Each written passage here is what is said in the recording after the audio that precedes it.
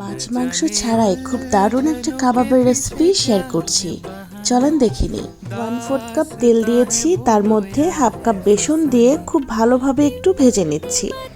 এখন একটি মিক্সিং বলে 2টা ডিম আমি এই যে গ্রেটারের বড় ছিদ্রটা থাকে সেটা দিয়ে গ্রেট করে নিলাম। আর চিকন ছিদ্রটা দিয়ে অর্ধেক সিদ্ধ আলু, আমি আবারও বলছি সম্পূর্ণ সিদ্ধ করিনি, অর্ধেক সিদ্ধ আলু গ্রেট করে নিলাম। এখন ওই বেসনটা দিয়ে দিয়েছি, ভাজা পেঁয়াজ দিয়ে দিলাম 1 কাপ, কিশমিশ, স্বাদমতো লবণ দিয়েছি, 1 চা চামচ চিনি দিয়েছি, আর 1 চা চামচ দিয়েছি কাবাব মশলা। খুব ভালোভাবে মেখে নিয়ে আমি কাবাবের শেপ দিয়ে নিলাম। এদিকে 1 টেবিল চামচ কর্নফ্লাওয়ারের সাথে 1 টেবিল চামচ পানি আর একটা ডিম মিশিয়ে গোলা তৈরি করে নিয়েছি। এখন এই গোলার মধ্যে থেকে কাবাবগুলো দিয়ে আমি তেলের মধ্যে ছাড়ছি। চুলার আঁচটা কমিয়ে রেখে ভেজে নিতে হবে। কাবাবটা এত মজা, ট্রাই করে দেখতে পারেন।